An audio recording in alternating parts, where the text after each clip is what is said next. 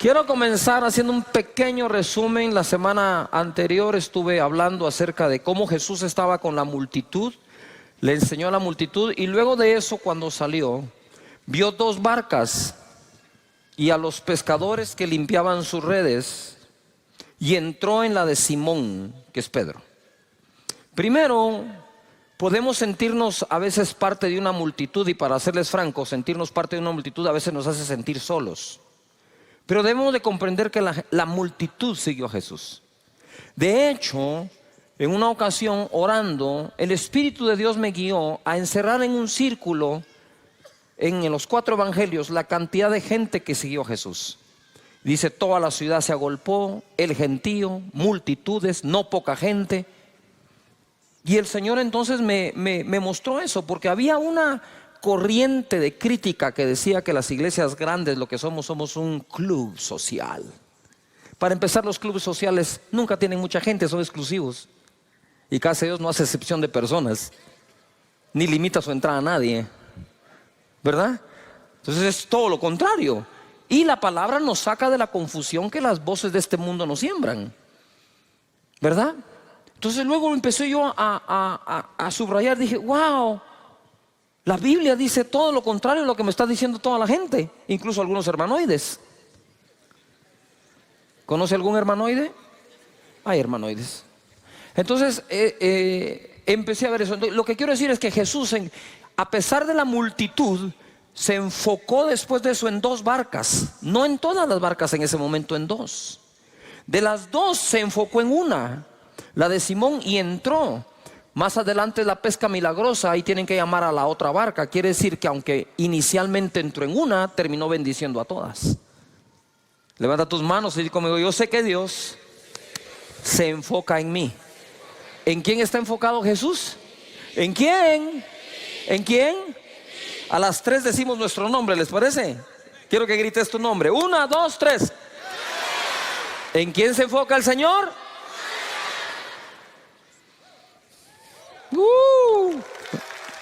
Él se enfocó.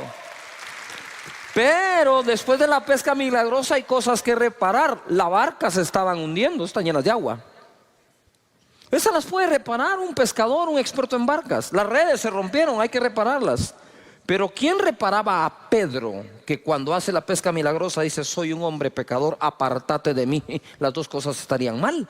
¿O qué lo hizo creer que era pecador? ¿Que no pescó nada la noche anterior? ¿No es cierto que cuando no te va bien en algo empezás a revisar tu vida? ¿En qué pequé? ¿Cuántos lo hacemos? Claro, empezamos a revisar en qué pequé, en qué pecado, qué hice mal.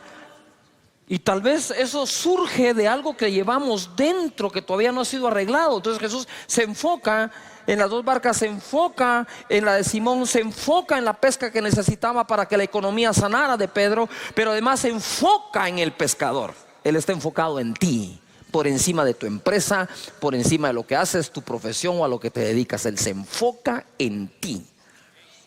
Amén. Muy bien. Ahora quiero entrar a otra parte que tiene que ver con todo lo de las barcas. Les dije que las barcas normalmente se usaban o para transporte de un punto a otro, o se usaban para conseguir la provisión. La pesca era una de las fuentes de ingresos más importantes en Israel, en el mar de Galilea. Por lo tanto, o salían a buscar una provisión o se salían a transportar. Quiero hablarles hoy algo que sucedió mientras se transportaban. Dice Marcos capítulo 6, verso 45. Enseguida hizo a sus discípulos entrar en la barca e ir delante de él a Betsaida. Él los hizo entrar en la barca. Se meten a la barca, se me van para Betsaida, en la otra ribera. Entre tanto que él despedía a la multitud. Y después que los hubo despedido, se fue al monte a orar. Usted sabe que yo una vez traté de despedir gente en el templo Pinula. La fila para despedirlos salía del templo, se daba la vuelta a todo el templo, pero nadie se quería despedir, todos querían oración. Yo digo: pues sí, suelta, pero ya oré, déjenme darle la mano, darle un abrazo. No, orar. Orar por el papá, por el tío, el hermano, el marido, el exmarido, el suegro, el ex suegro, la mascota, el perro, el gato, todo. Y después que los hubo despedido, se fue al monte a orar. Ojo acá. Esto es muy importante. Esto es más importante de lo que crees. No es solo cuestión de ir y orar, sino es cuestión de ocupar tiempo para bajar las revoluciones, para salir del cansancio. Y nosotros a veces no tomamos tiempo para salir del cansancio. Y hoy les voy a mostrar lo que sucede cuando no hacemos uso de ese tiempo. Dice, y al venir la noche, la barca estaba en medio del mar y él solo en tierra. Los discípulos andaban en un lado, él en otro. Y viéndolos remar con gran fatiga, todo el mundo diga fatiga, porque el viento les era contrario, cerca de la cuarta vigilia de la noche, vino a ellos andando sobre el mar y quería adelantárseles. Viéndole ellos andar sobre el mar, pensaron que era un fantasma y gritaron, otra versión dice, y gritaron de miedo, porque todos le veían y se turbaron. Pero enseguida habló con ellos y le dijo, tened ánimo, yo soy, no temáis, mi presencia siempre está contigo. Eso es lo que les estaba diciendo él. No teman, yo soy, aquí estoy, tranquilos. Y subió a ellos en la barca y se calmó el viento. Y ellos se asombraron en gran manera y se maravillaban, 52 esclavos, porque aún no habían entendido lo de los panes, por cuanto estaban endurecidos sus corazones. ¿Qué es lo que ocurre aquí? Yo quiero que entendamos de dónde viene todo, que no lo leí. Esta es la noche después de un día de trabajo. Él había estado enseñando todo el día en el monte. Y la gente había estado allí y los discípulos le dijeron, despide a la multitud, despide a la gente porque no tienen que comer. ¿Verdad? Y fue donde él dice, ustedes denles de comer. Ellos dijeron, no tenemos sino 200 denarios. ¿Verdad? ¿Y qué es esto para una multitud? Otro dijo, pero que hay un niño con unos panes y unos peces. Digo, tráiganlos. Los bendijo, los repartió y se multiplicaron a todos. Dijo, hagan a recostar a las personas por grupos. A ver, todo el mundo diga, grupos. Más fuerte, grupos. ¿Cómo recostamos a la gente en casa de Dios? ¿En pequeños qué? Señores, esa es una visión del Señor mismo Jesús. Alimentar por grupos. Entonces los tiene a todos allí ahora en grupos. Ellos empiezan a ver el milagro. Tú te imaginas, para la mente de Dios se les multiplica la comida. No paran de darla, de 5 panes y 2 peces. Ahora 5,000 hombres, mujeres y niños comen. Y todo el día enseñó. ¿Cómo estaban al final del día? Cansados, pero Jesús habría de darles una gran lección y le dice, váyanse ustedes del otro lado, al otro lado. Quiero que vayan en el barco al otro lado. Yo los alcanzo después. Cuando él termina de despedir a la multitud, yo no sé qué hora es, pero les tomó la noche entera llegar al otro lado, porque llegó de madrugada donde estaban ellos.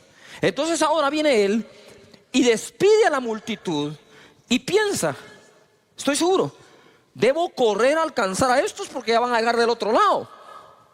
Sin embargo hace una parada y dice, no, voy a subir al monte a orar.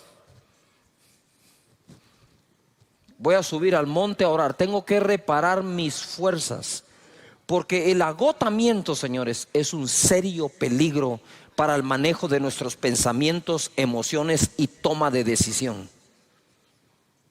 Abusamos el día de reposo utilizándolo para lo que Dios nos dejó. Dios te dice 6 días trabaja, 1 no me trabajas. Y Jesús lo aplicó. Si tú quieres seguir los 7 días dándole, dale. Nada más te voy a recomendar que vayas donde los psicólogos a que te den una tu terapia y que te saquen de donde te vas a meter. Yuhu. Jesús trabajaba duro, pero nunca se quemó. Entonces, nota esto. Primero se transportan. Él dice que se les quiso adelantar. Como todo líder, ¿verdad? Necesita ir adelante a veces. Y él se les quiso adelantar. Pero creo que cuando vio la situación dijo, aquí no vale la pena que me adelante, mejor me lo subo al bote ellos también. Ahora, ojo acá. Ellos están allí y dice la palabra que cuando Jesús los vio, ellos estaban fatigados. Diga de nuevo, fatiga. Espérame, ellos no estaban cansados. Ellos estaban, ¿qué? ¿Cómo estaban? Fatigados. Tenían una fatiga. Y dice, una gran fatiga. Porque estaban remando. Pero estaban remando contra el viento. Nunca va a ser lo mismo remar con el viento a favor que remar con el viento en contra. Y nosotros tenemos épocas en donde el viento sopla a nuestro favor y épocas en donde el viento sopla en contra, no a nuestro favor, en contra nuestra. En contra de la familia, en contra de tu persona, en contra de tu llamado, en contra de tu servicio, en contra de tu servicio profesional, en contra de tu oficina. Y hay vientos que son contrarios, vientos en la economía, vientos en la política, vientos en cualquier tipo. Se crean ambientes en donde remar cuesta mucho. Ahora ellos estaban fatigados y llega Jesús y dice la palabra que se espantaron. Ellos creían que era un fantasma. Cuando estás fatigado, cuando no has hecho tiempo para meditar en su palabra, para reposar en él, lo que es tu salvación, tú lo miras como una amenaza. Lo que es el Salvador, tú lo miras como un fantasma. Así solemos verlo, porque la fatiga, el cansancio, incluso emocional, distorsiona la manera en que podemos ver las cosas. ¿De qué manera veo? Muchas veces veo de acuerdo al estado de ánimo que tengo. Nosotros muchas veces, aunque no querramos, en nuestra naturaleza respondemos desde nuestro estado de ánimo. Tenía una conversación con alguien con el estado de ánimo bajo y decís, uy, esto va contra el viento. Entonces, viento en contra, remando. Lo hubieran aguantado mejor si no hubieran pasado el día entero sirviendo. Pero es que pasaron todo el día sirviendo a 5,000 hombres, más mujeres, más niños. Y todavía encima de eso iban confundidos porque no habían entendido todavía lo de los panes y los peces. Mira, hay milagros que no entendemos cómo van a pasar y otros milagros que no entendemos cómo pasaron. No sé cómo pasó, pero pasó, bendito sea Dios. Y aquellos, yo creo que iban pensando, remando, pensando. Imagínate ese agotamiento. Tengo un agotamiento mental, un agotamiento físico, el viento está en contra. Empiezo a querer cualquier cosa, no voy a llegar a la orilla, se va a hundir la barca, peor si viene una tormenta, aquí ya no tenemos cómo, que no nos agarre mal parado este día. Y empezás a hacer el listado de cosas, pero de pronto llega el Señor y encima de eso es un fantasma. Cuando estás agotado mentalmente y físicamente, empezás a ver cosas negativas donde no lo hay. No me quieren, no me aman, me abandonan. El grupo, el líder, la vigilia, uy, qué tanto trabajo. Y empezás, y quizás nada de eso está malo, sino que estás respondiendo desde tu corazón que está afectado por agotamiento. Venid a mí, dice, los que estéis trabajados y cansados, yo los haré descansar. Él es el Dios del descanso. No por trabajar más se prospera más, ni por servir más las cosas salen mejor. Pero si podemos tomar ese tiempo que Jesús les quería dar, que Jesús se tomó el tiempo. Dijo, no, yo sé que los tengo que alcanzar, pero ahora es tiempo de ir a buscar al Padre, de adorarlo, de recuperar fuerzas. El ánimo hay que recuperarlo, y entonces los alcanzó. Resumen, Jesús los mandó en avanzada al otro lado, lo cual no era una distancia corta. Despedir a la multitud no debió ser fácil, ya que eran los que recibieron el milagro de los panes y los peces. Él se apartó a orar, a reponer sus fuerzas en Dios. lo que todos deberíamos hacer para no quemarnos. Con el viento en contra, ellos se fatigaron. Con la fatiga, se espantaron y gritaron de miedo. Cuando se está agotado, las cosas no suelen verse como realmente son, sino lo que parece llegar para salvarnos lo vemos como un fantasma. Cuando estamos agotados, nos confundimos y nos turbamos. Jesús dice: ánimo, yo soy. ¿Qué habían perdido? El ánimo, que viene de ánima, que viene de alma. Estaban perdiendo su alma de tan cansados que estaban. ¿De qué nos sirve ganar el mundo si perdemos el alma? Yujo. Pero Él siempre estará contigo y calmará los vientos. Amén. Levanta las manos y dice: Señor, tú calmarás el viento, pero mientras sea contrario, me dará las fuerzas para remar y el buen ánimo. Amén. A ver, grita conmigo: ánimo. Muy bien. Mateo 14, verso 26. Esto es lo mismo narrado por otro de los evangelistas. Y los discípulos, viéndole andar sobre el mar, se turbaron, se confundieron, diciendo: ¡un fantasma! Y dieron voces de miedo. Pero enseguida Jesús les habló diciendo: tened ánimo, yo soy, no temáis. Entonces le respondió Pedro y dijo: Señor, si eres tú, manda que yo vaya a ti sobre las aguas. Mira Pedro, agotado, cansado. Yo creo que dijo: estos compañeros míos no reman nada, no voy a dar a ningún lado, mejor me bajo y corro yo solo. ¿Se vale la propuesta o no? ¿Yujo? Claro que se vale la propuesta. Cabe. Y él le dijo: ven. Y descendiendo Pedro de la barca, andaba sobre las aguas para ir a Jesús. Pero al ver el fuerte viento, ¿qué tuvo? Ya tenían miedo. Dice que gritaron de miedo. Ya casi se recupera y ahora vuelve al miedo. A veces el miedo se nos quita como por 2 minutos nomás. Pero al ver el fuerte viento tuvo miedo y comenzando a hundirse dio voces, porque cuando uno se está hundiendo, créame que grita, diciendo: Señor, sálvame. Al momento Jesús, extendiendo la mano, asió de él y le dijo: hombre de poca fe, ¿por qué dudaste? Y cuando ellos subieron a la barca, se calmó el viento. Entonces los que estaban en la barca vinieron y le adoraron, diciendo: verdaderamente eres hijo de Dios. ¿Ah? Pero no era fantasma, pues. Lo que tú hoy ves como un fantasma, lo que te asusta, es lo mismo que después vas a ver tú, que era el Señor que estaba ahí contigo. No te va a dejar. Ahora nota algo, les hablé del enfoque de la multitud, 2 barcas, de las 2 barcas la de Simón. Pesca milagrosa, reparar la barca, reparar las redes, reparar a Simón. Y Dios te va a reparar. Estoy en modo de reparación, di conmigo, estoy en modo de reparación. Y no es que hayas pecado, simplemente hay que reparar cosas dentro. Y Dios te va a reparar, te va a reconstruir por dentro. ¿Me estoy explicando? Y entonces ojo acá, porque viene acá Pedro y él se enfoca, Jesús se enfoca. Pero ahora Pedro también se había enfocado. ¿Qué hizo Pedro? Pedro viene y se enfocó en Jesús. Es un fantasma.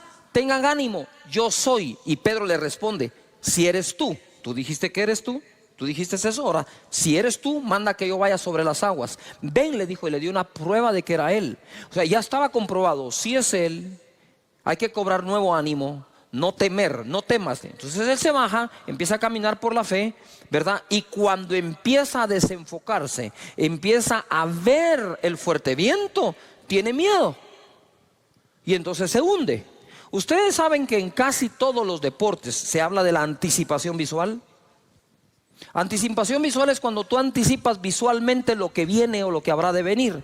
Y son diferentes cosas. Por ejemplo, ¿verdad? Cuando un futbolista corre, él debe levantar la cabeza para ver a dónde va el centro. Mira, solo levanta la cabeza. Es impresionante cómo tu cuerpo, tu cerebro, agarra distancia, fuerza, altura, velocidad, efecto.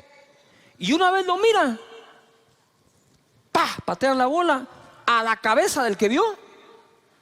Eso es en distancia corta, mediana o aún larga. ¿Ha visto esos que patean la bola de un extremo a otro de la cancha y al pecho del otro futbolista? ¿Y cómo así? Porque la anticipación visual prepara todo tu cuerpo para actuar. En el tenis no le puedes quitar la vista a la pelota. Aun cuando pegas aquí, viendo, cuidado, el golf, pegas y tenés que dejar la cabeza ahí porque tenías que tener tu mirada ahí.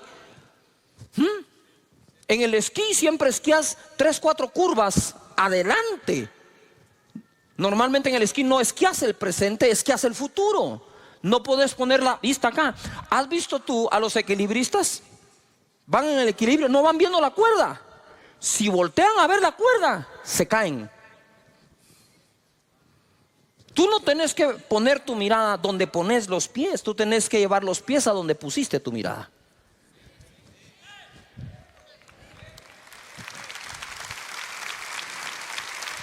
Donde pongas tu mirada, los pies van a responder. Entonces siempre se nos dice, por ejemplo, tú vas a caminar, tú no caminas así. Tú mirás y caminás. Pedro vio a Jesús y caminó. Pedro vio la tormenta y se hundió. Las dos cosas las tenés presentes. ¿Tenés una tormenta o un viento fuerte contrario? Sí lo tenés. Y tenés a Jesús.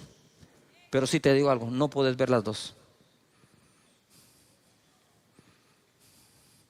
Porque el efecto, ¿sí?, de ver una es uno y de ver la otra es otro.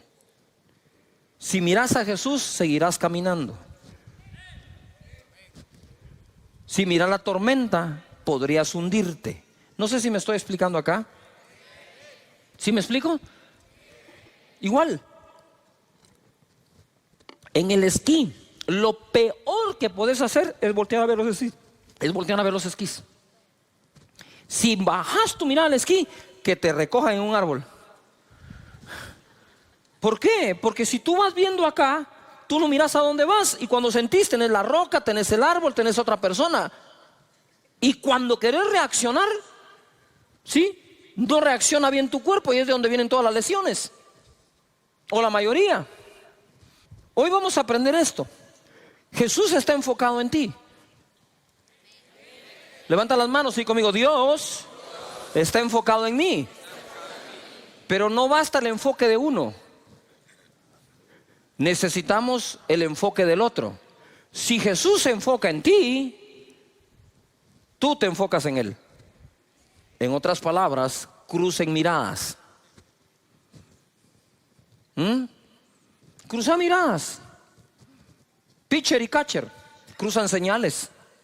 El pitcher no va a disparar lo que el catcher no le insinuó que debe hacer. Y de la misma manera, nosotros podemos caminar en medio de cualquier viento, por fuerte y contrario que sea, siempre y cuando nuestra mirada esté en lo que se debe ver. La tormenta va a estar ahí, de reojo, mírala nada más, pero míralo a Él. Y mira esto para terminar, lo importante de tu enfoque. Segunda de Reyes 2:9. Elías está a punto de ser arrebatado. Su discípulo es Eliseo. Y le dice aquí Eliseo a Elías: dame una doble porción de tu espíritu. Porque hay cosas, y pongan atención líderes, que no podés alcanzar con tus talentos naturales, sino lo podrás alcanzar con una porción igual o el doble de aquel que fue tu mentor. Y Elías era el mentor de Eliseo. Y Eliseo le dijo: solo tengo un punto de comparación para pedir algo. Por favor, dame el doble de lo que tú tienes. Y mira lo que le contesta Eliseo a Elías, Eliseo: pide lo que quieras que haga por ti antes que yo sea quitado de ti. Y dijo Eliseo: te ruego que una doble porción de tu espíritu sea sobre mí. Te ruego. Y Elías le va a decir: esto no lo conseguís rogando, esto lo conseguís poniendo atención. Mira lo que le dice. Él le dijo: cosa difícil has pedido. Si me vieres cuando fuere quitado de ti, será hecho así, mas si no, no. Si me vieres cuando fuera apartado de ti, pues eso es re fácil. Mírame, porque está fácil. Pero entonces, ¿por qué dijo que es cosa difícil? Por lo que ocurre después, dice: y aconteció que yendo ellos y hablando, he aquí un carro de fuego, con caballos de fuego, apartó a los dos, se puso en medio, y Elías subió al cielo en un torbellino. Viéndolo Eliseo,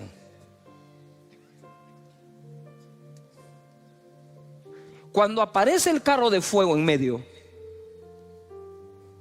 cuando aparece la prueba de fuego en medio,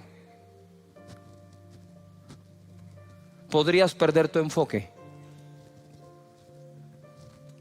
Pero creo que Eliseo decía: no importa cuánto me arden los ojos, cuánto el fuego está ardiendo, tengo que seguir, debo ver a Elías, porque fue lo que me dijo.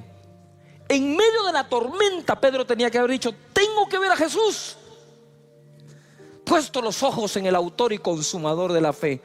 Y Moisés se sostuvo como viendo al invisible. Nos sostiene lo que vemos o nos hunde lo que vemos, y las dos cosas están presentes para que escojas: el fuego del carro y Elías, el fuerte viento y Jesús, la persecución de los egipcios o el invisible. Siempre estarán las dos opciones para que escojas.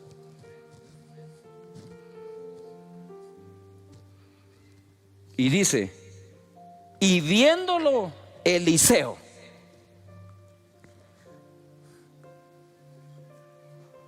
¿Cuántos van a poner su mirada en Jesús todo el tiempo?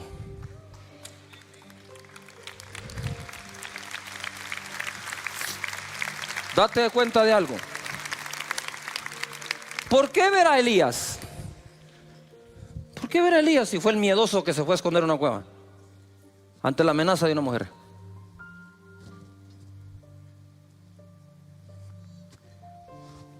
Que eso fue lo que el mismo profeta le dijo. Nuestro enfoque es importantísimo. Pero te desenfocas, ¿sí o no? Te desenfocas por cosas que no deberías. Por problemas con alguien, resbalaste, malas relaciones con personas, porque asumes que alguien no te ama, la situación del país, dimes y diretes, redes antisociales. ¿Tú sabes cuántas cosas existen para que perdamos el enfoque?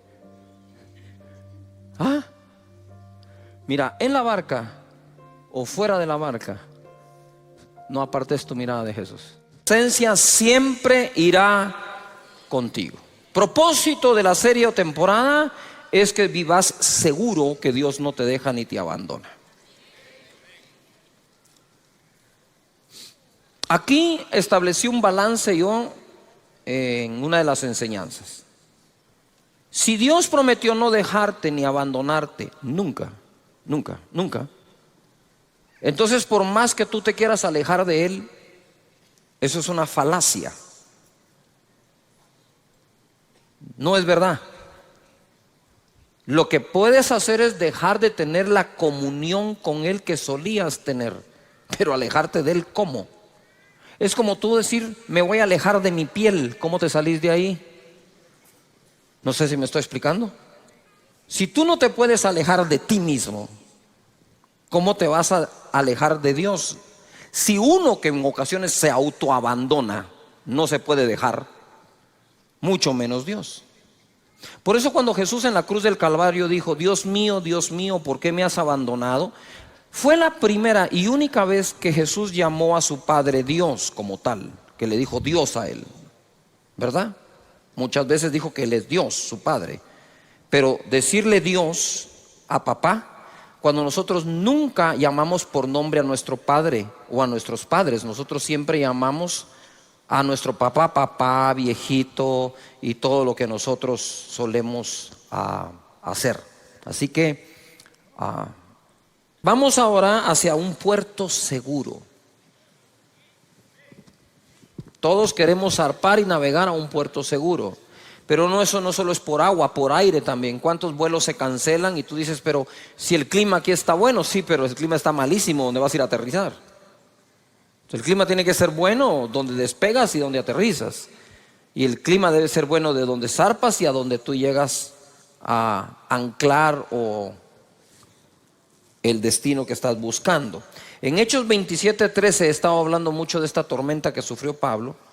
Dice en el verso 23: pues anoche se me apareció un ángel enviado por el Dios a quien pertenezco y sirvo, y me dijo: no tengas miedo, Pablo, porque tienes que presentarte ante el emperador romano, y por tu causa va a librar de la muerte a todos los que están contigo en el barco. Por tanto, señores, anímense, porque tengo confianza en Dios y estoy seguro de que las cosas sucederán como el ángel me dijo. Terminamos hablando acerca del propósito. Los vientos eran contrarios, pero al final fueron favorables. Y hay vientos que son contrarios a nuestra vida, que terminan siendo favorables. Son vientos que al final nos favorecen. Lo que pasa es que durante la tormenta no estamos pensando que lo que nos está pasando pueda ser favorable, pero está escrito que todas las cosas ayudan a bien a los que aman a Dios, a los que han sido llamados de acuerdo a su propósito. Quisiera que en voz alta digas propósito. Si Dios tiene un propósito para ti con los planes de bien y no de mal, para hacerte al final el bien que estás esperando, debes de reposar, descansar, confiar plenamente en que hasta los vientos contrarios te llevan al puerto seguro, que es donde Dios te quiere tener, que es lo que Dios quiere hacer. Entonces ahora vemos acá, ellos se tuvieron que dejar llevar porque ya no pudieron, era demasiado el viento, y por más timón que tenían, pues había que agarrar para donde el viento los estaba llevando, ¿no? Aún así, por impetuoso que sea el viento, podés controlarlo con un timón. Todas las grandes naves tienen timón. Así que confía en el propósito de Dios. Confía que hay cosas que parecen malas pero te llevan a bien. Todo ayuda bien a los que aman a Dios. Y quiero hacer un paréntesis acá. Muchos de ustedes tienen una profesión. ¿Cuántos tienen una profesión definida? Te hayas graduado o no, pero estás ejerciendo una profesión. Quiero ver a todos los que tenemos una profesión. Mira cuánto profesional. Que no te engañe tu profesión, hombre.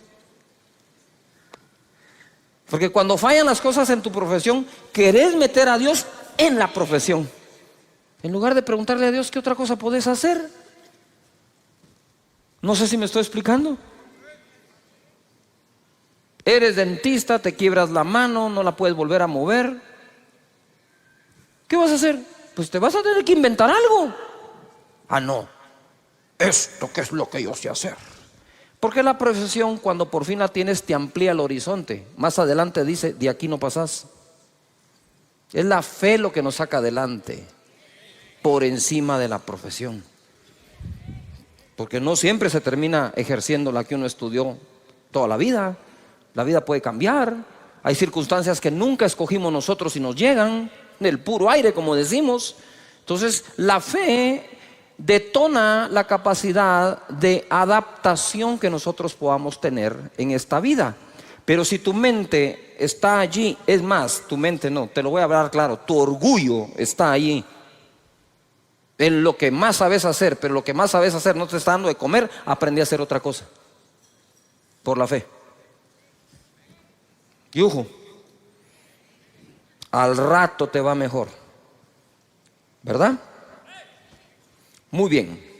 Santiago capítulo 3 verso 2 nos va a hablar del timón de la nave. ¿Cuál es el timón de la nave? Santiago 3:2 dice: porque todos ofendemos muchas veces. A ver, ¿cuántos de ustedes alguna vez han sido ofendidos por alguien? Quiero ver la mano. Todos los que han sido ofendidos.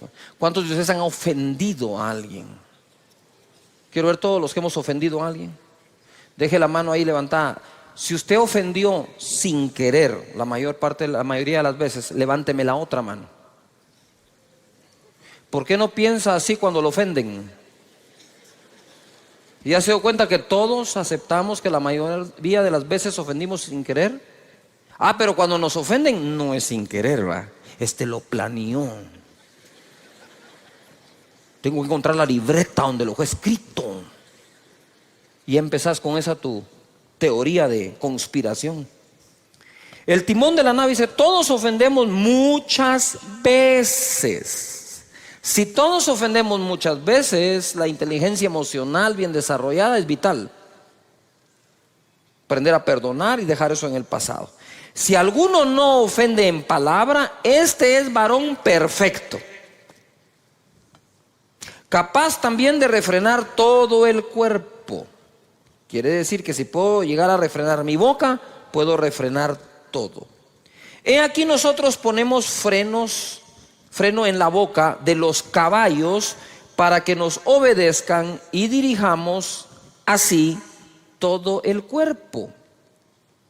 Mirad también las naves, aunque tan grandes y llevadas de impetuosos vientos, son gobernadas con un muy pequeño timón por donde el que las gobierna quiere. Yo quisiera que me pongan algunas fotografías de ejemplos de timón. Muy bien, ustedes pueden ver ahí es un avión gigante. Pero ustedes saben ahora, la vez pasada me entraron a una cabina para que viera. Ustedes pueden ver ahora el timón. Sí, es un pequeño stick. Cuando yo entré y vi eso dije: ¿y con eso vas a manejar este chunche? Sí, me dijo.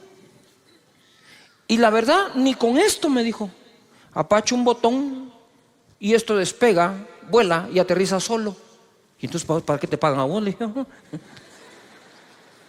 pues por si no funciona. Pero uno entra a un avión de ese tamaño y mira, dice uno: ¿qué pasó con el timón? Este es el timón ahora.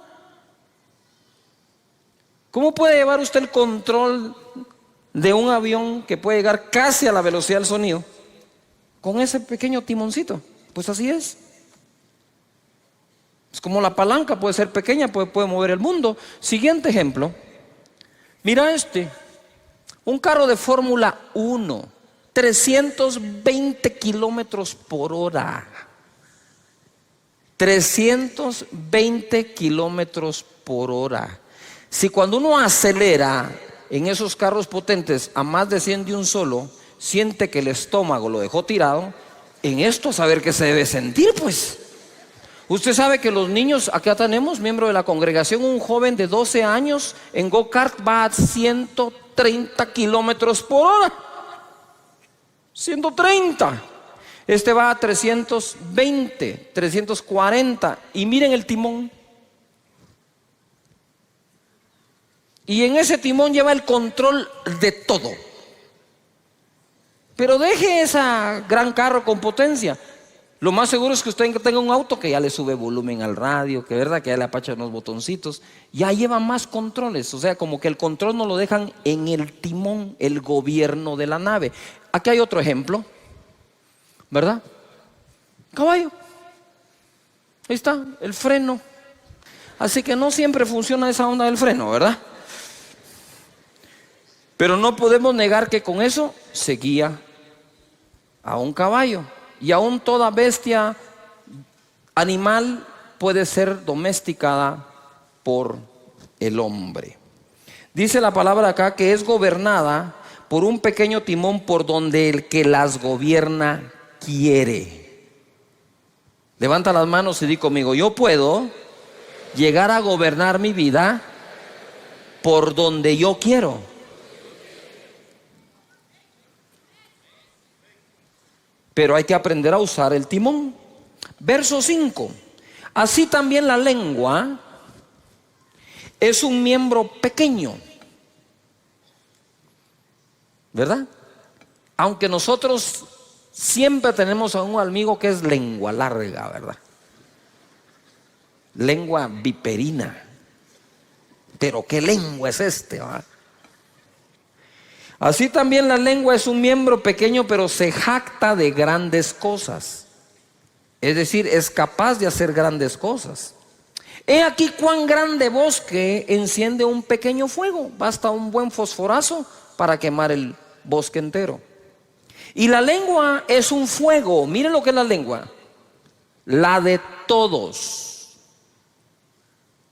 Si no entendemos la definición que las escrituras le dan, no vamos a saber qué hacer con ella. Y dice, la lengua es un fuego, un mundo de maldad. ¡Yujú! La lengua está puesta entre nuestros miembros y contamina todo el cuerpo. Quiere decir que hay cosas que le pasan a nuestro cuerpo culpa del uso de la lengua. E inflama la rueda de la creación. Yujú. Y ella misma es inflamada por el infierno. Cuando uno lee este verso le dan ganas de arrancarlo, ¿verdad? No de subrayarlo, sino de tacharlo, porque de verdad es muy fuerte. Pequeño verso que me está diciendo, la creación es inflamada por la lengua, pero la lengua es inflamada a su vez por el infierno. Por eso dice que es un mundo de ¿qué? Maldad. ¿Qué es lo que quiero decir con eso? Es, si nosotros comprendemos y aceptamos esto, entenderemos la importancia de su uso. ¿A cuántos han metido en problemas por un lenguazo, como decimos, verdad? ¿Sí? Y la otra pregunta es, ¿en cuántos problemas te has metido cuando has dicho algo? También. Entonces hay que aprender a hacer uso de eso, hasta en las comunicaciones, porque nos comunicamos hablando, aunque tenemos lenguaje corporal, por supuesto. Pero ¿cuándo fue la última vez que no resolvimos un conflicto con nuestra pareja, con nuestros hijos, con nuestra familia, porque usamos malas palabras, porque las ponemos donde no van, porque las entonamos como no queríamos? ¿Cuántas veces nosotros hemos dicho, uy, no, eso no es lo que quiero decir, eso no era lo que quería decir, yo no te dije eso?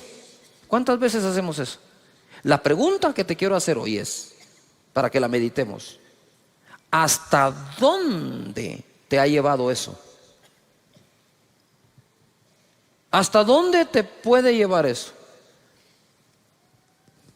¿A la destrucción de una relación? ¿De una amistad? ¿De un país? ¿Acaso no fue a través de palabras que nos han querido destruir? Palabras sacadas de contexto. La lengua, que es un mundo de ¿qué? De maldad. Pero es así.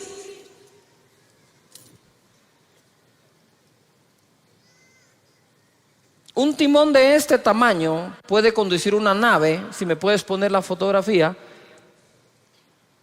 del barco, ¿sí? Un pequeño timón puede conducir todo un buque. Por lo tanto, esta pieza es muy importante. No la puedes desconectar, no hay manera de que tomes el rumbo. Entonces, ¿qué es lo que quiero decir? Es que el rumbo de nuestra vida al final está en nuestra boca. Dice la Escritura que el hombre come del fruto de sus labios. Por lo tanto, aprender a hablar no se trata de que aprenda a hablar el que se presenta en público. Debemos hablar en público aquellos que sabemos hablar en privado o sostener una conversación con una persona. De tal manera que nosotros le hemos restado importancia a una conversación, y dice la Biblia, las malas conversaciones corrompen las buenas costumbres. Entonces quiere decir que ese bendito timón tenemos que aprender a usarlo. Ojo acá, así como puede ser inflamado por el infierno, así como esa lengua puede inflamar la rueda de la creación, como un pequeño fósforo puede incendiar un bosque, también lo mismo lo puede apagar. También lo mismo puede ser usado para bien o para bienestar. Por algo Jesús es la palabra de Dios encarnada.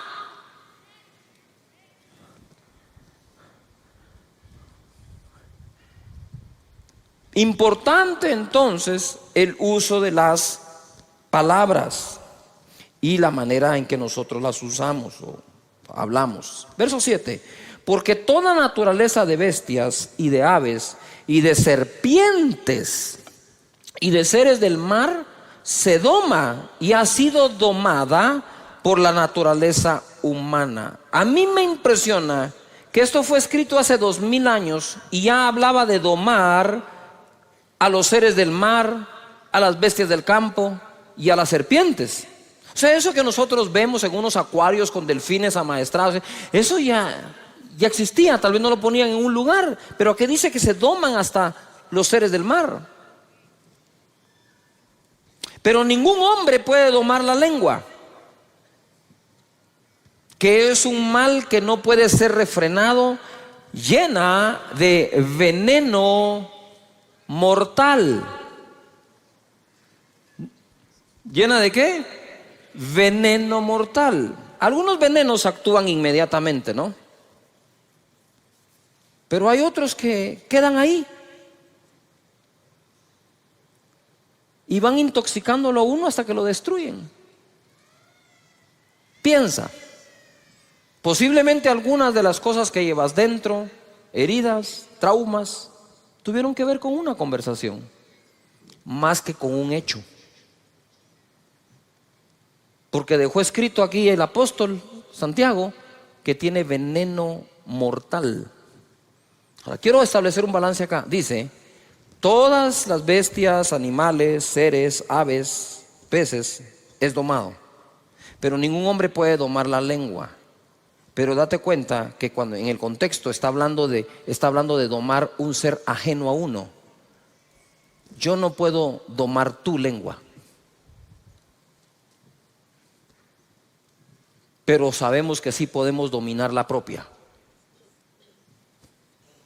Porque entonces perderíamos esperanza y de nada sirve que Santiago escriba esto. O sea, si no tenemos esperanza con nuestra propia lengua, entonces ¿para qué leer esto? ¿Qué sentido tiene? Solo nos está dando la información que estamos amolados y seguiremos igual. Lo que está diciendo acá es, tú puedes domar un delfín, tú puedes domar una ballena, tú puedes domar un águila, tú puedes domar una serpiente, tú no puedes domar una lengua. ¿Cuál lengua? La del otro. Tú no tienes control sobre las palabras que el otro va a decir, pero tú puedes tener dominio sobre las palabras que tú vas a usar. Jesús lo demostró. Amén. Luego dice acá, con ella, por eso está aquí, con ella bendecimos al Dios y Padre. Con ella maldecimos a los hombres, ojo, que están hechos a la semejanza de Dios. Entonces yo me ponía a meditar, si yo puedo respetar a Dios, ¿por qué no puedo respetar a lo que más se asemeja a Él? Si respeto al Creador, debo respetar a la criatura. Si respeto al Creador, debo respetar la creación. Si la mejor forma de llegar a ser ecológico es respetar al Creador de la ecología. ¿Me estoy explicando acá? Porque si respeto al Creador, voy a respetar su creación. Si hablo bien del Creador, ¿por qué no hablar bien de la criatura? Si no hay persona a la que no se le encuentre alguna virtud y se pueda hablar bien de él. Pero si la costumbre es encontrar el defecto para hablar del defecto, entonces no estamos tomando dominio sobre el timón de nuestra vida. Siempre que has hablado mal de una persona, o cuando hablamos mal de alguien y aún no nos consta, ni a nosotros nos queda buen sabor. Pero cuando hablas bien de alguien, ¿cómo te sentís? Te sentís bien, Te sentiste incluso que le hiciste un bien a una persona, que el que te oyó se fue con un agrado. Qué feo es sentarse con una persona que siempre está hablando mal de algo o mal de alguien. Uno no quiere estar sentado y en un momento dice, ay, qué feo está esta onda, ¿verdad? Es como que te sirvan comida agria. Entonces dice aquí en la escritura, con ella bendecimos a Dios, pero con ella maldecimos a los hombres. Y esto es lo que me llamó la atención y lo subrayé, que están hechos a la semejanza de Dios. Entonces, si yo hablo bien de Dios y bendigo a Dios, debería otorgarle una bendición semejante al que está hecho o creado de forma semejante. No sé si me estoy explicando. Voy a tratar de hacerlo de nuevo. Si yo bendigo a Dios, entonces con una bendición semejante a la que le doy a Él, voy a bendecir al que está creado semejante a Él. ¿Me expliqué? Pero si estamos creados semejantes a Dios, ¿por qué vamos a hablar de los semejantes a Dios como que estuvieran totalmente retirados de Él?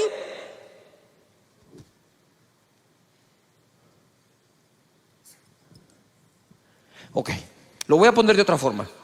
Si tú eres como creación lo más semejante a Dios, mi comentario acerca de ti debe ser lo más semejante al comentario que hago de Dios. Lo voy a decir con otras palabras, pues voy a usar las palabras. Si tú estás hecho o creado semejante a Dios, eres lo más semejante a Dios, entonces te voy a bendecir lo más semejante a como a Dios bendigo. Si con la misma boca bendigo a Dios, dice la Biblia, pero con la misma maldices al ser humano que es semejante a Él, eso no tiene congruencia. Es incongruente totalmente.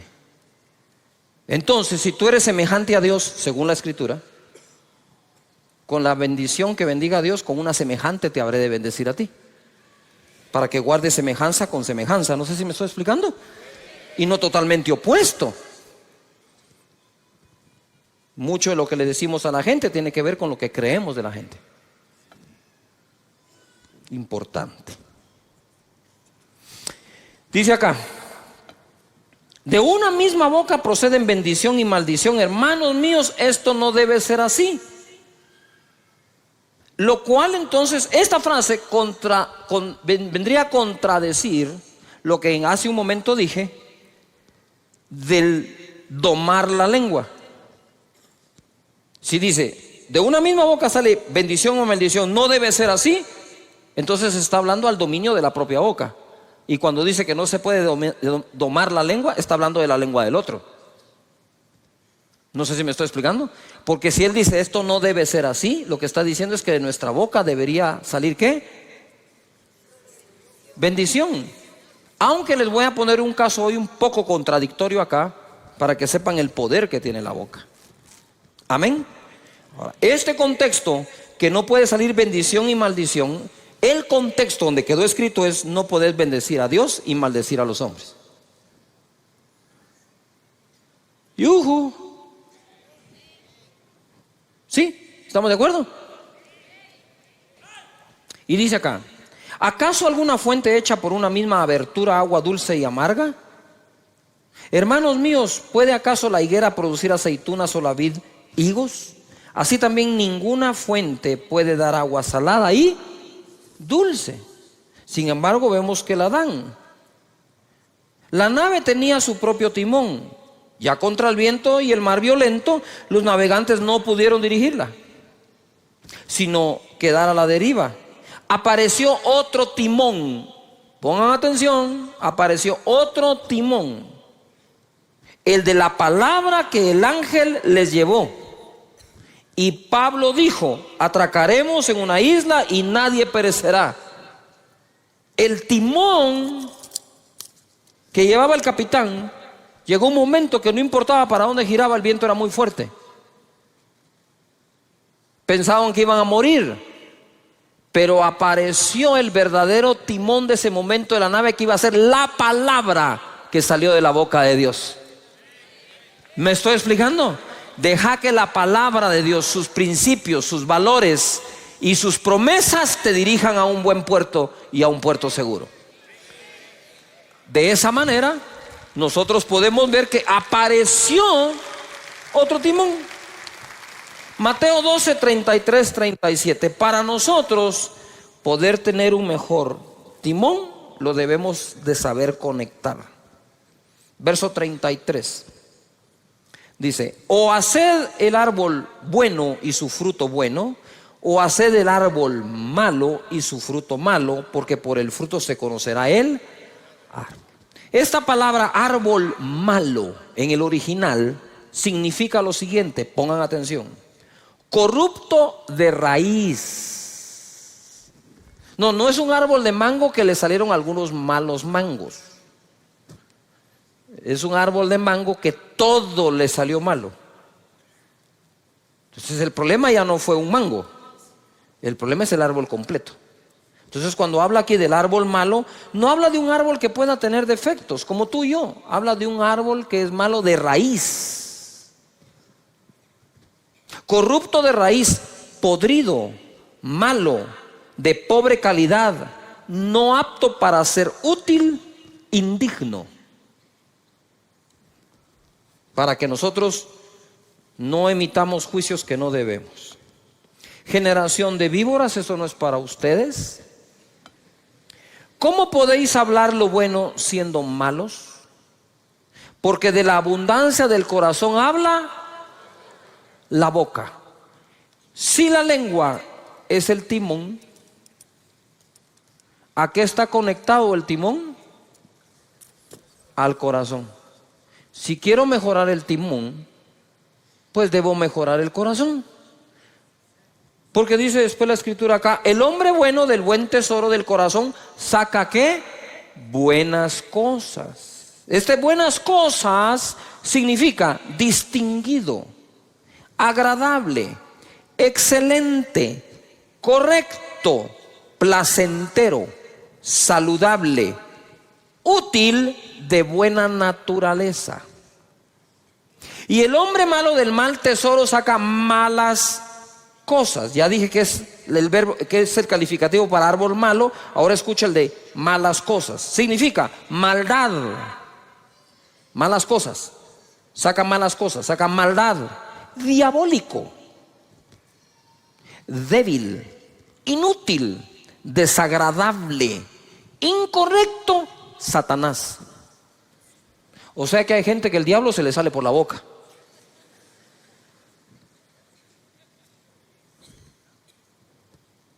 Mas yo os digo que de toda palabra ociosa que hablen los hombres, de ella darán cuenta en el día del juicio. Ociosa significa inútil, pereza,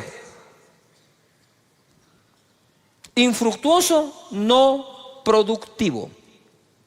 Verso 37, porque por tus palabras serás justificado y por tus palabras serás ¿qué? Condenado.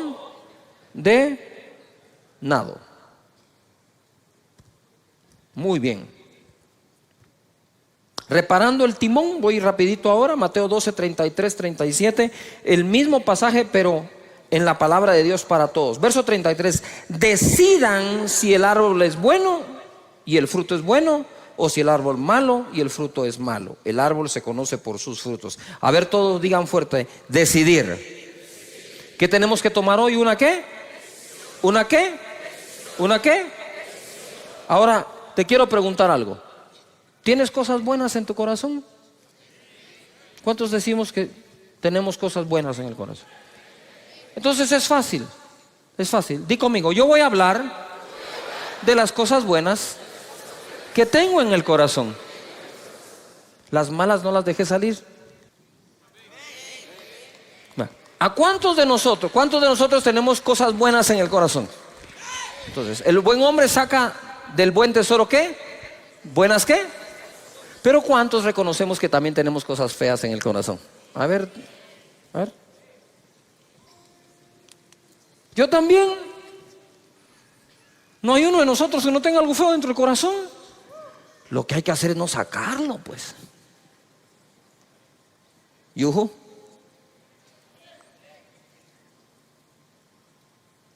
Tratarlo, sanarlo.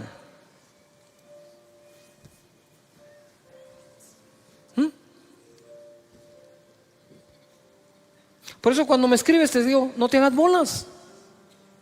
Ya estás otra vez hablando para hacerte bolas.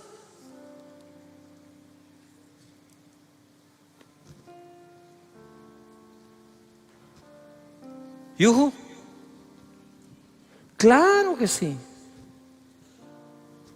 La vez pasé yo jugando con unos amigos, hice un mal tiro y los amigos me decían, decilo, me decían.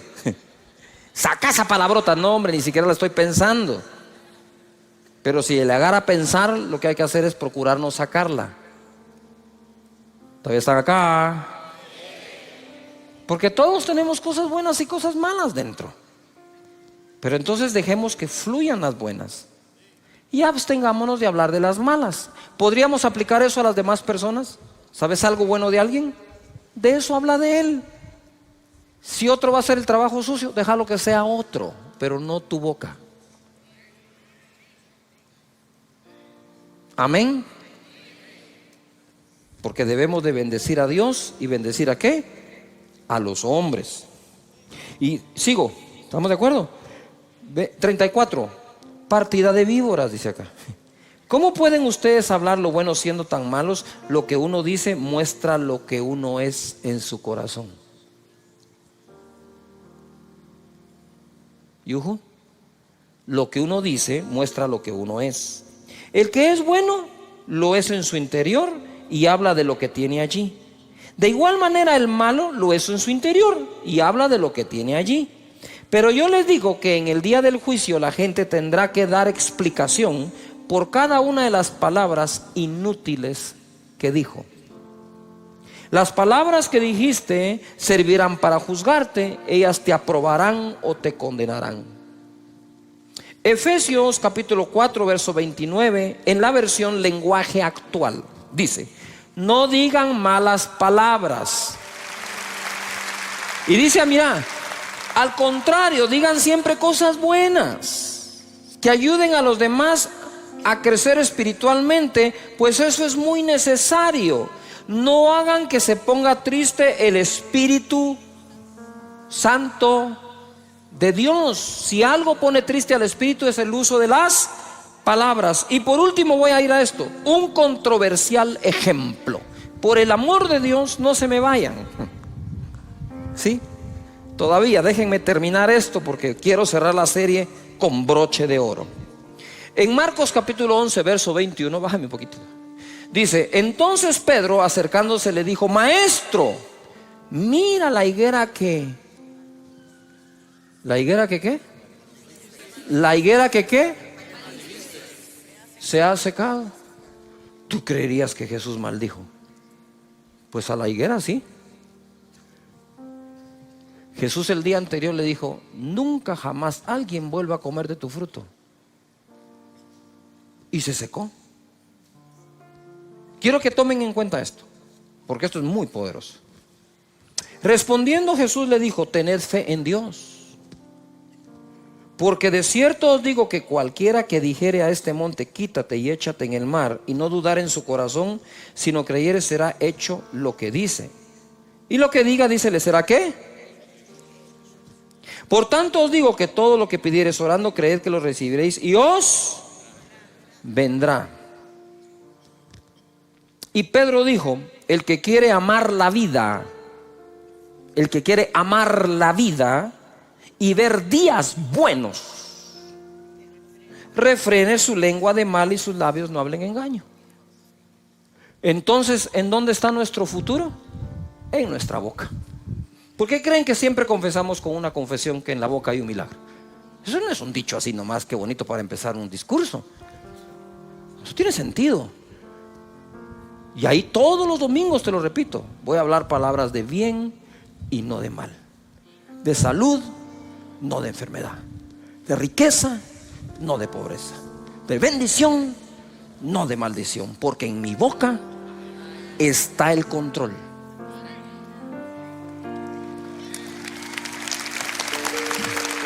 Ahora oí esto. Esto está así. Viene Jesús y para darte un ejemplo de lo poderoso que puede ser tu boca, que lo que digas creyendo, eso es lo que va a ocurrir. Entonces lo primero que tengo que hacer es ejercitar mi corazón en total confianza en Dios, para que cuando conecte la boca al corazón, de la abundancia del corazón hable la boca. De la abundancia de la confianza que le tengo a Dios, mi boca va a hablar. Es que no hay trabajo. No hay trabajo, señores. El trabajo no es el problema. Yo confío en Dios, que no ha dejado desamparado ni a justo ni a sus hijos que mendiguen el pan. No solo no va a haber, si no hay trabajo, va a haber abundancia de pan en la casa de mi Padre. Eso es lo que hay. Pero ¿por qué sale eso? Porque adentro hay confianza. Pero cuando adentro hay una desconfianza hasta en Dios, habiéndote leído esos 233,000 escrituras, porque el corazón vive con tanta desconfianza que cuando viene la prueba, desde la desconfianza usas el timón. ¿Y a dónde te va a llevar el timón? A ese puerto inseguro. Pero cuando tenés total confianza en Dios y sus promesas, y como dijo mi hijo hace unos cuantos domingos, dijo: Dios tiene planes de bien y no de mal. Pero por encima de confiar que el plan es bueno, hay que confiar que el planificador es mejor. Por eso Pablo decía: todas las cosas ayudan a bien a los que aman a Dios, a los que han sido llamados de acuerdo a su propósito. Él pudo decir eso no porque un ángel se lo dijo. Él pudo decir eso porque, habiendo tenido vientos contrarios, llegó al puerto donde debía ir. Llegó a una isla donde incluso una serpiente lo mordió. Y no hay serpiente que te vaya a detener del cumplimiento de tu propósito en esta vida. Ahora voy, ¿verdad? Mejorar el corazón. ¿Cómo puedo mejorar el corazón? Lo que llevo adentro, meditando. Dios es bueno, su misericordia es para siempre, su gracia es sobreabundante, nunca me ha dejado, nunca me dejará. Cuando tenés esa confianza, el timón se compone. Y por último, ¿por qué puse ahí un ejemplo controversial? Porque para decirte que todo lo que digas creyendo que lo recibiréis vendrá, el ejemplo que puso fue la maldición de una higuera, no la bendición. Él no llegó donde una higuera seca y le dijo: para mañana tendrás fruto, y lo puso por ejemplo. ¿Por qué puso por ejemplo la maldición? Para que cuides tu boca. Porque así como se cumple lo bueno que decís, se puede cumplir lo malo. ¿Cuántas veces pasé yo por ese pasaje y no me detuve a meditar que fue una maldición la que usó de ejemplo? La maldición de una higuera. Entonces lo que te está diciendo es: hey, ten cuidado, porque tu boca es tan poderosa para secar una higuera que podría secar tu negocio, que podría secar tu familia, que podría secar tu grupo, que podría secar tu nación por andar hablando lo que no tenés que hablar. Mejor hacer fructificar tu familia, fructificar tu nación, fructificar tu negocio. Porque al fin y al cabo la Biblia dice que el hombre come del fruto de sus labios. Cuando tú entres a tu trabajo, a tu comercio, vas a tener que hablar palabras conmigo: Señor, hazme sabio para elegir sabios. Amén. Si uno no es sabio, ¿cómo reconoce al sabio?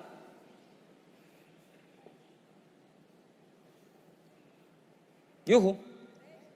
Tenemos que ser sabios, porque si somos sabios es porque tenemos sabiduría, y entonces a través de la sabiduría reconoces la sabiduría en otros. Este proceso de elegir gobernantes es importante que nosotros los ciudadanos, crezcamos y maduremos para entonces de forma madura elegir a los gobernantes.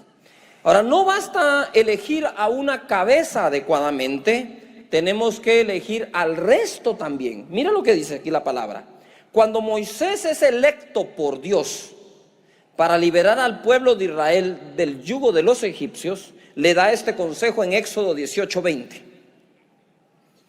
Y enseña a ellos las ordenanzas y las leyes. A ver, todo el mundo diga conmigo: leyes. Diga conmigo: un país necesita leyes justas.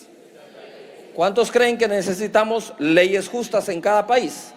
Amén. La Biblia dice: enséñale al pueblo las leyes y ordenanzas y que caminen en el camino correcto. El camino correcto uno lo camina gracias a las leyes y a las ordenanzas. Usted va en una carretera y le ponen camino sin fin, no siga. Curva peligrosa a 100 metros, frene un poco, va a pegar la cabeza en el windshield. Las ordenanzas, las leyes, las instrucciones nos pueden mantener en el camino ¿qué? Correcto. Pero en el verso 21, a ver, todos lo leen conmigo. ¿Estamos de acuerdo? Leámoslo pues. Dice así: además, escoge tú de entre todo el pueblo varones de ¿qué? Virtud, temerosos de Dios, varones de verdad, que aborrezcan la avaricia, y ponlos sobre el pueblo por jefes de millares, de centenas, de 50 y de 10. Todo el mundo diga organización. Ahora tenían leyes, tenían organización, pero necesitaban las personas que califiquen para esa organización bajo esas leyes. ¿Todavía está acá? Esto es hermoso. Le dice, además de enseñarle las leyes, debes escoger personas. Entonces, si logramos nosotros con la oración pedirle a Dios que nos dé un sistema de leyes justas con las personas correctas y los ciudadanos correctos, tendremos una nación justa. Amén. ¿Cuántos están dispuestos a poner su granito de arena en lo que a ti te toca para que esta nación sea leída como una nación de justicia? Amén. Muy bien. Entonces mira lo que dice aquí: que sean temerosos de Dios, varones de verdad, que aborrezcan la avaricia, porque los hijos, ¿qué le pasó a los hijos de Samuel? Por la avaricia aceptaron el soborno, corrompieron ¿qué? Corrompieron el derecho. Muy bien.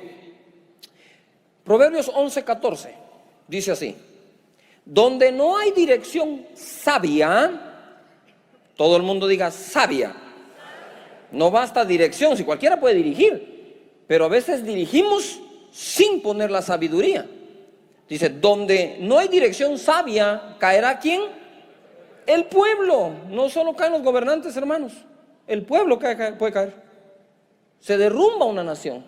Luego dice, mas en la multitud de ¿qué? Consejeros, ¿hay qué? ¿Hay qué? Muy bien. Entonces cuando uno va a elegir un presidente, debe de procurar a través de lo que se pueda y de quien se pueda averiguar si los consejeros de esas personas realmente son sabios, porque en ese consejo sabio lo que hay es seguridad. Y si queremos una nación con seguridad, lo que necesitamos es una nación sabia, que cuente con buen consejo, oportuno, a tiempo, correcto. Que la gente cuando vaya a hacer algo, alguien le diga, eso no es de Dios. Y el otro va a decir, pero eso conviene, aunque convenga, no importa que convenga, si no es de Dios, no, porque el principio de la sabiduría es el temor de Jehová. Si no tememos a Dios, no podemos gobernar. ¿Cómo así temer a Dios? Es un respeto a Dios, porque la tierra, la plenitud y todo lo que en ella hay, ¿sí? El propietario es Dios. Si el propietario es Dios, a Dios le vamos a dar ¿qué? Las cuentas.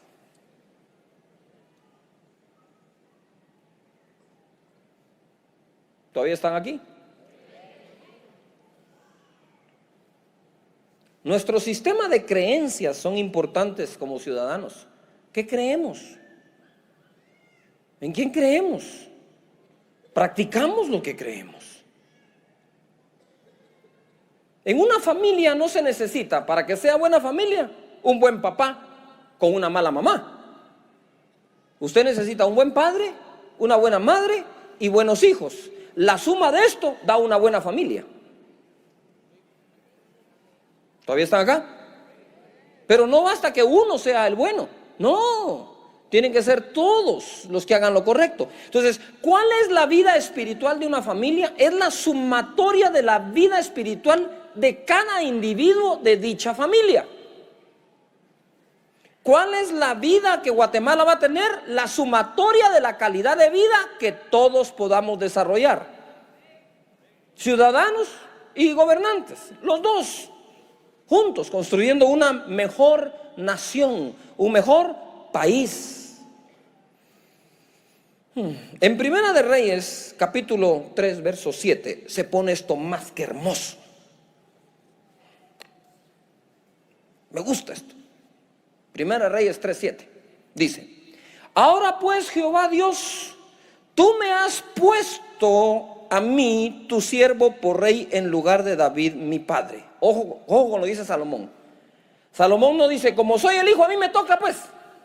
No, dijo, Jehová me puso, porque aún siendo el hijo, Jehová podría no ponerme. ¿O no le pasó eso al hijo de Saúl?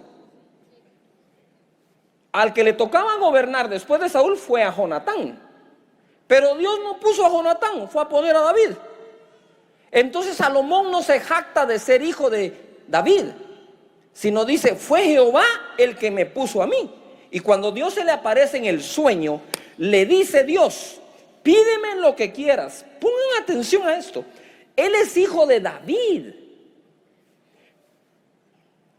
Él sabe todo lo que Dios le dio a David. Él sabe cuántas victorias tuvo David.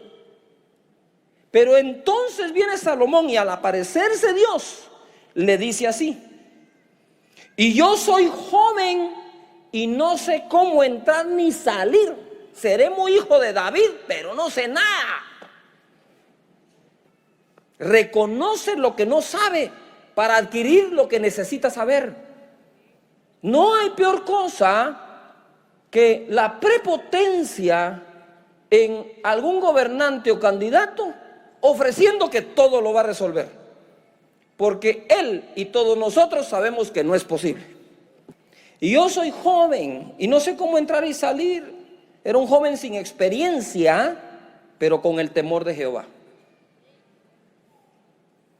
Porque si no hubiera tenido el temor de Dios, ni siquiera le dice, soy joven y no sé hacerlo. Respetó a Dios en ese momento. Y en el verso 8 dice, y tu siervo está en medio de tu pueblo al cual tú escogiste, un pueblo grande que no se puede contar ni numerar por su multitud. Da pues a tu siervo corazón entendido para juzgar a tu pueblo y para discernir entre lo bueno y lo malo, porque ¿quién podrá gobernar este pueblo tan grande? Digan conmigo fuerte, enfoque. Salomón estaba enfocado a lo que Dios lo había llamado. Me pusiste para gobernar y siendo sincero, Señor, no sé cómo hacerlo. Por lo tanto, dame un corazón entendido para que mi juicio sea sabio y pueda gobernar a un pueblo tan grande, numeroso. Ni siquiera tengo el censo, no sé cuántos son, Señor. Por favor, dame sabiduría.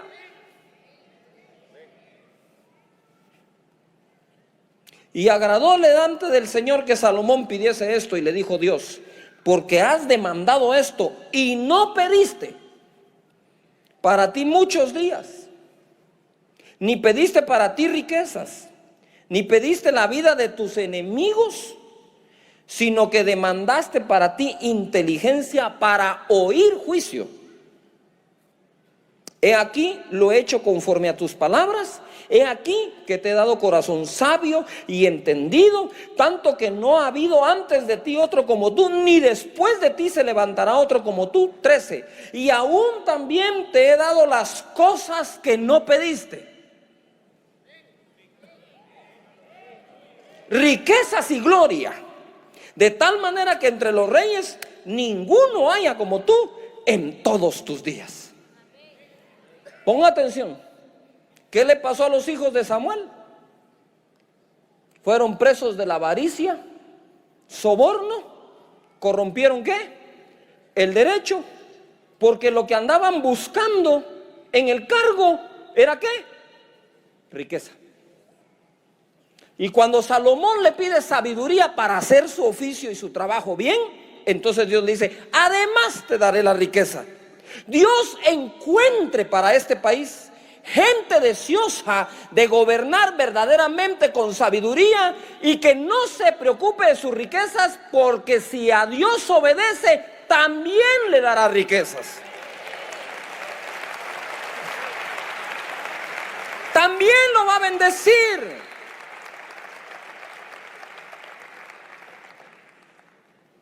Dios bendice al que obedece. Dios bendice al que es correcto y trabaja bien. El mismo David decía: yo pastoreé al pueblo de Israel con la integridad de mi corazón y la pericia de mis manos. No solo era correcto de adentro en corazón, sino era capaz de hacerlo. Tenía habilidad para hacerlo. El Señor quiere levantar este país y los países de la gente que nos ve. Verso 14, ahora se pone algo que yo estoy seguro que no habían visto. Está muy ahí escondidito, pero es hermoso de verdad. Dice: y si anduvieres en mis caminos guardando mis estatutos y mis mandamientos como anduvo David tu padre, yo alargaré tus días. Cuando Salomón despertó, vio que era sueño y vino a Jerusalén, y se presentó delante del arca del pacto de Jehová. Y sacrificó holocaustos y ofreció sacrificios de paz, e hizo también banquetes a sus siervos. Eso fue lo que hizo Salomón. Vino delante de Jehová y presentó su sacrificio y sus ofrendas a Dios, al Dios de Israel, al Dios de su país, Jehová. Es de conocimiento de muchos, de que muchos gobernantes del mundo, no solo este país, no han consultado a Dios. No han bendecido su nombre, no han honrado a su nombre. Antes bien han consultado a brujos y han dejado que brujería entre a esas esferas. No se trata solamente de gente correcta, sino gente con el Dios correcto, que amen a Dios sobre todas las cosas. Levanta las manos y di conmigo: en esta nación se va a adorar al Señor. Amén. Así es, hay que adorar al Señor. Con esto, jamás te quiero decir que es por evangélicos que hay que votar. Porque hay evangélicos que hay que ver cómo cantan, pero no tienen temor de Jehová en sus corazones. Hay gente que no canta mucho, pero realmente tiene temor adentro del Señor y quiere hacer las cosas bien hechas. Que cuando le proponen decisiones y cosas, dicen: no, momento, no. Vos, pero si esta está buena, sí, pero es incorrecta. Eso no le agrada a Dios. Vamos a hacer las cosas que a Dios le agradan. En otras palabras, el temor de Dios es: no se pase de inteligente, pues.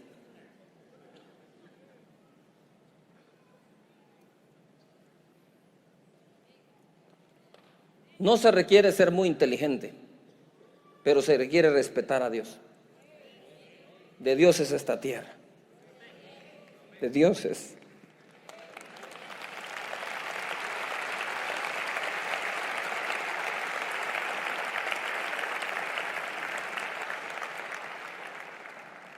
Mira lo que dice Primera de Reyes 3:16, el siguiente versículo. Y ahora agárrese la silla porque esto se pone fenomenal. Y dice aquí: en aquel tiempo vinieron al rey 2 mujeres rameras y se presentaron delante de él para que juzgara un caso. ¿Cuál era el caso? Pero pongan atención, el caso era este. Llegan las 2 rameras y una le cuenta la historia. Mira, le dice: yo tuve un bebé, a los pocos días mi compañera tuvo su bebé, y pasado un tiempo una de ellas se durmió sobre su bebé y murió. Entonces ella le dijo: cuando yo vi a mi bebé que estaba muerto y le presté atención, vi que no era el mío. A mí me cambiaron el bebé, ¿verdad? Y la otra dijo: no, no, no, ese es tu bebé, el que está vivo es el mío si estaba en mi cama. Y empezaron a discutir ellas, ¿verdad? ¿De quién era ese bebé? Y viene Salomón, la historia ustedes la conocen, y dice: ¿saben qué? Traigan el bebé y pártanlo a la mitad. Denle la mitad a una y la mitad a la otra. Y entonces la verdadera madre levanta la mano y dice: no, denle el bebé a la otra, pero no lo maten. Y Salomón dice: ella es la verdadera madre, désenlo. El primer caso que va a juzgar como gobernante Salomón es el de una ramera.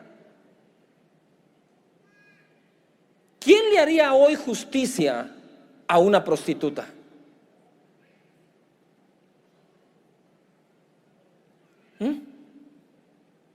Primera Reyes 3:28. Y todo Israel oyó aquel juicio que había dado el rey y temieron al rey, porque vieron que había en él sabiduría de Dios para juzgar. Diga conmigo fuerte, sabiduría de Dios. O sea, ¿qué era lo que Salomón tenía dentro? ¿Sabiduría de qué? Esa sabiduría de Dios no desechó a la ramera, sino que le dijo: te haré un juicio justo. Ven. Y juzgó Salomón. Que esa sabiduría que Dios le dé a Salomón le sea concedida a todos aquellos que estén en cargos públicos de gobierno, que se lo estén pidiendo con corazón sincero al Señor, y tendremos una mejor nación.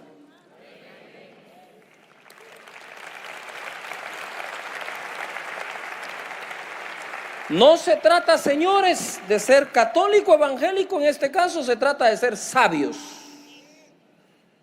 de tener la sabiduría de Dios. Esa sabiduría que no hace acepción de personas. Les voy a dar algunos versículos así, uno tras otro, para que los escriban. Dice Deuteronomio 1:17: no hagáis distinción de personas en el juicio. Así al pequeño como al grande oiréis. No tendréis temor de ninguno, porque el juicio es de Dios, y la causa que os fuere difícil la traeréis a mí, y yo la oiré. Eso es Moisés. Proverbios 1:7 dice, en la versión Dios habla hoy: la sabiduría comienza por honrar al Señor. Los necios desprecian la sabiduría y la instrucción.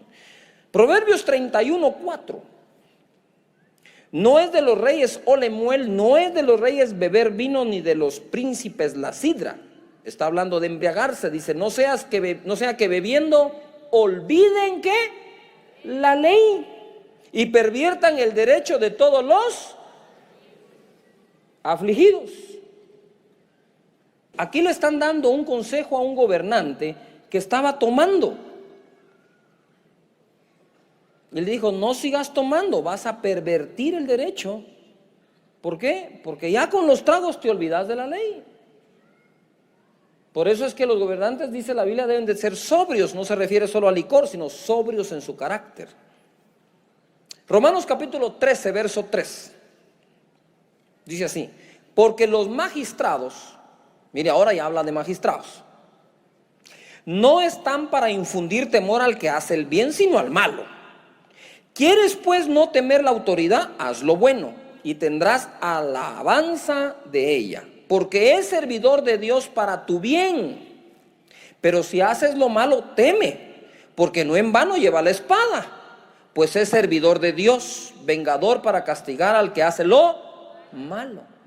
Pidamos a Dios que en este proceso y en esta democracia, la gente sepa que aunque es un servidor público, primero es un servidor de Dios.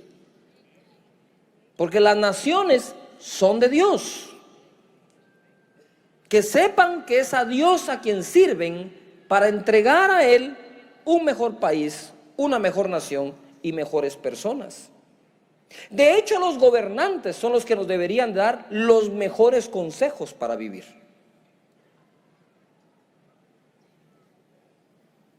Como era en este tiempo. Dice aquí, verso 5: por lo cual es necesario estarles sujetos, no solamente por razón del castigo, sino también por causa de la conciencia. Pues por esto pagáis también los tributos o impuestos, porque son los servidores de Dios que atienden continuamente a esto mismo. Pagad a todos lo que debéis, al que tributo, tributo, al que impuesto, impuesto, al que respeto, respeto, al que honra, honra. No debáis a nadie nada, sino el amaros los unos a los otros, porque el que ama al prójimo ha cumplido la ley. Entonces, toda ley debe ser escrita para que se cumpla, ¿qué? Mandamiento de Dios: amar al prójimo. Las leyes deben de buscar que los ciudadanos practiquemos el amor de los unos para con los otros que Dios nos da.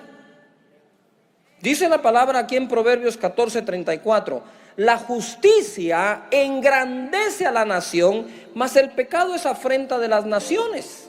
Se lo leo en la versión Dios habla hoy. Leámoslo todos juntos, por favor. La justicia es el orgullo de una nación, el pecado es su vergüenza. Levanten las manos y digan: Señor, danos una nación donde exista la justicia y eso sea nuestro orgullo. Amén. Muy bien. Eclesiastés capítulo 10 verso 16. Ay de ti, tierra, cuando tu rey es muchacho y tus príncipes banquetean de mañana. Bienaventurada tu tierra cuando tu rey es hijo de nobles y tus príncipes comen a su hora para reponer sus fuerzas y no para beber.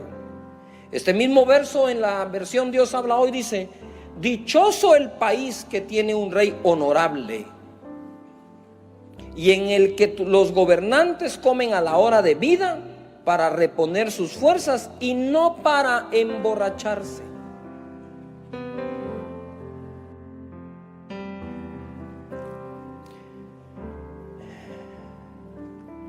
Ahí mismo en Romanos 13 verso 9 dice: porque no adulterarás, no matarás, no hurtarás, no dirás falso testimonio, no codiciarás, y cualquier otro mandamiento en esta sentencia se resume: amarás a tu prójimo como a ti mismo. Quiere decir que la base de una correcta sociedad es el amor. El amor trae el respeto. Si nosotros somos portadores de ese amor, démoslo, incluyendo a nuestros enemigos. Amad a vuestros enemigos, dijo Jesús. En esto se resume toda la ley, dijo Jesús. En que ames a Dios sobre todas las cosas y a tu prójimo como a ti mismo.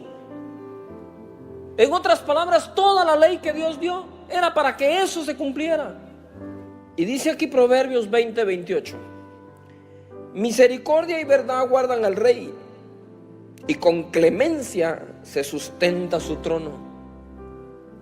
Dios habla hoy, esa versión dice: el rey se mantiene seguro en su trono cuando practica ¿qué? El amor y la verdad. Porque el resumen de la ley de Dios es amor. Cuando dejan el amor y la verdad, ya no están seguros en su trono.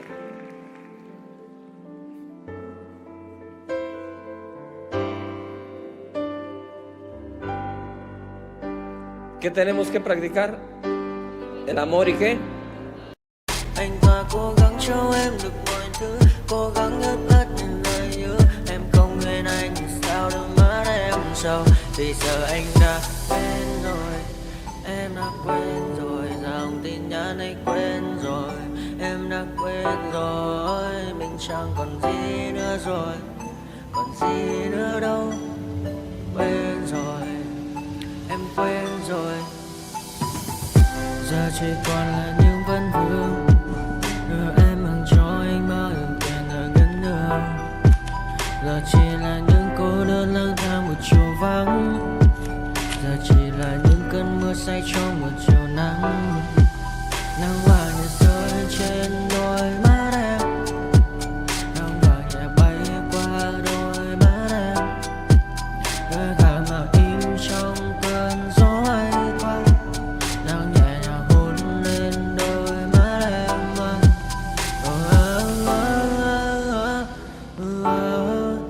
Em đã dần quên rồi, quên rồi. Em đã dần quên rồi. Ngày mình từng có đôi, từng quên rồi. Ta đã cùng đi qua bao cảm xúc, đi qua những cung bậc tình yêu. Ta chẳng thể dừng lấy nhau một phút, thế nhưng mà trên đời cướp một thu. Giờ đã có những thứ anh ấy cũng chẳng được mình. Em chẳng còn giữ để lại sự duyên tình. bây giờ chúng ta chưa đến làng. Giờ em đi theo ai của mình bang. Giờ Ta hứa một đời sẽ mãi ở bên, dẫu trong đôi mắt em bây giờ là những giọt buồn rối ren. Và đã có những cố gắng anh tem vào sâu nơi trái tim, để lòng này em ở đây cất bước ra đi. Một chiều hoàng hôn em mang bình minh lại cho anh những quên ô, mưa rơi xuống làm